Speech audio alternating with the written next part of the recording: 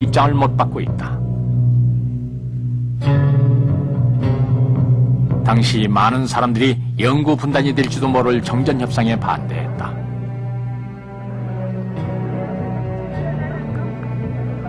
강경한 북진 통일론자였던 이승만 대통령은 이러한 사회적 분위기를 10분 활용했다. 정전협정과 관련된 작전명령서가 대통령 관련 문서에 같이 섞여 있게 된 이유는 아마 당시 53년의 정전협정이 가장 큰 쟁점이었고, 이 정전협정에 대해서 이승만 대통령은 강력한 반대 입장을 갖고 있었고, 그렇기 때문에 그런 반대 입장을 국방부나 육군에게 직접 거기에 협조하지 말도록 하는 그런 강력한 메시지를 전달하기 위해서 아마 대통령이 직접 구술을 하고 그것을 밑에서 이렇게 적어서 밑으로 내려 보낸 게 아닌가 이렇게 판단이 됩니다.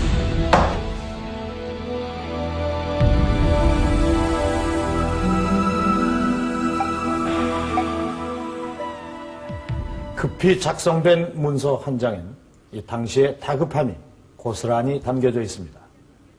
우리 민족 최대 위기였던 한국전쟁이 발발하던 초기였습니다. 다른 어떤 무엇이 이보다도 더 생생하게 당시를 설명할 수 있겠습니까?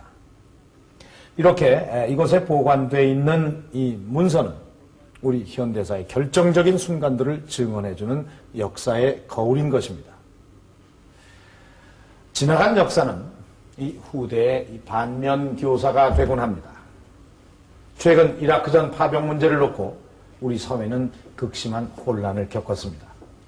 그렇다면 지난 60년대 이 월남전 파병을 놓고는 어땠을까요?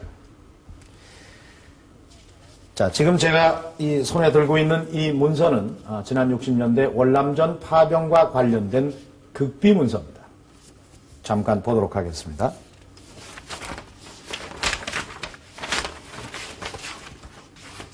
그런데 이 맨 뒷장에 이렇게 손으로 쓴 그런 메모가 있습니다. 여기에 보면 파병은 불가피하나 충분한 보상을 받도록 할 것, 이렇게 씌워져 있습니다. 이것은 당시 이 박 대통령이 직접 손으로 쓴 자필 메모라고 합니다. 박 대통령은 이렇게 자신에게 보고된 안건에 자신의 의견을 덧붙이곤 했다고 합니다. 자, 그렇다면 이 메모는 과연 어떻게 반영이 됐을까요?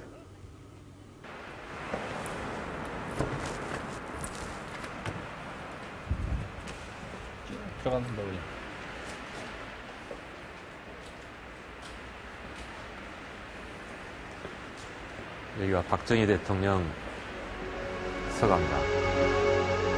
재임 기간 18년. 박정희 대통령 기록물들은 이곳에 소장된 대통령 기록물 중에서 가장 많다. 때문에 60, 70년대 박정희 정권의 정책과 당시의 사회 상황을 잘 보여준다.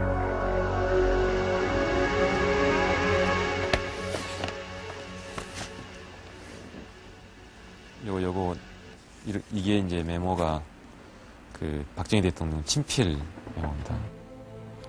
유독 박 대통령의 문서에서만 볼 수 있는 것이 바로 이 자필 메모들이다.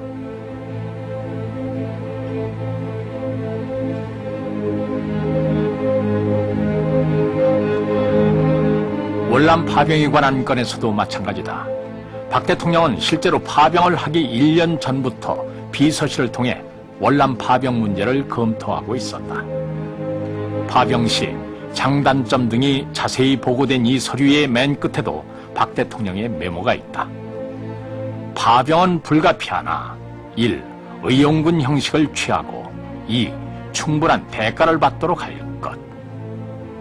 우리도 이 한 해에는 나라 안에 불필요하고 비생산적인 잡음을 일소하고 정치의 안정과 더불어 국민이 마음을 가다듬고 힘을 합쳐서 오로지 수출과 정산과 건설에 매진한다면 박 대통령은 이렇게 보고되는 안건들을 직접 일일이 챙겼다고 한다. 결국 65년부터 월남 파병이 시작됐다. 그에 앞서 한국 정부는 박 대통령의 지시대로 미국 정부로부터 파병에 대한 대가로 한국 경제에 대한 지원을 약속받았다.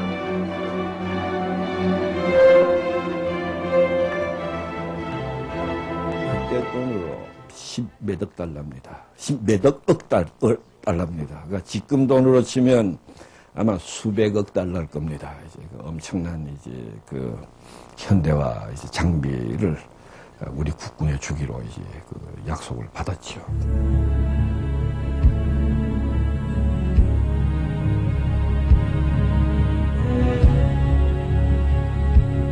미국이 약속한 경제적 지원은 박 대통령이 의도한 대로 이루어졌다. 한국은 월남의 각종 사업에 참여했다. 당시 월남에 진출한 한국의 한 하역 회사의 매출은 연간 725만 불로 당시 국내 총 영역 산업 수입의 13%를 차지할 정도였다.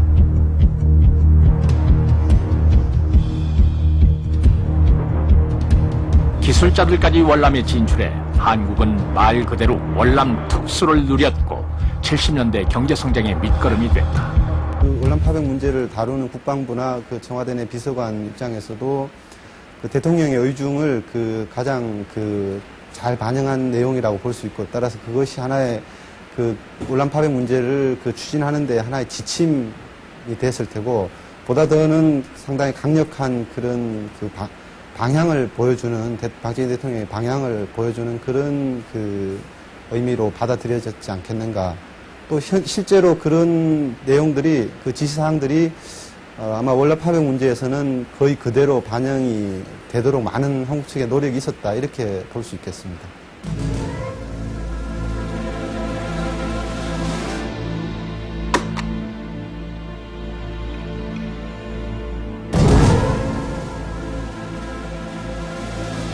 박정희 대통령 기록물 중 눈에 띄는 또 하나가 있다. 유난히 관련 보고서가 많은 이 문건은 광주 대단지 사건에 관한 것이다.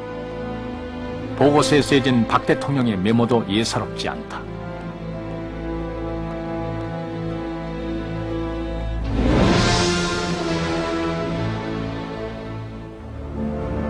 (71년) 경기도 광주에서 주민 5만여 명이 열악한 주거 환경에 반발해 격렬한 시위를 벌였다.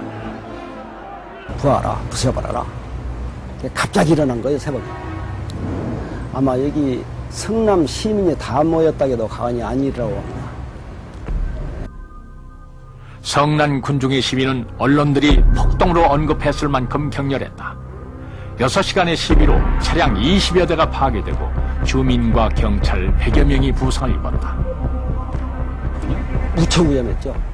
기자들이 이건 누가 왔든지 와서 사진 찍으려고 그러면 쫓아가서 두드러 패버리니까 진짜 내 말밖에 안 듣는 거예요. 그래서 쫙 크기는 호적 등본이 있으니까 부르지지 말아야 해도 막 치려고 그런 거예요. 그리고 이제 이 건너편에 가서 또 취소가 또 하나 있었거든. 요새 같으면 이제 동이죠.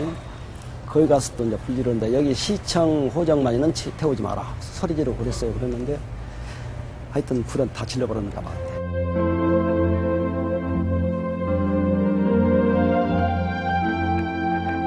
한국전쟁 후 몰려든 피난민들과 급격한 산업화로 고향을 떠난 농민들은 서울 곳곳에 판자촌을 형성했다.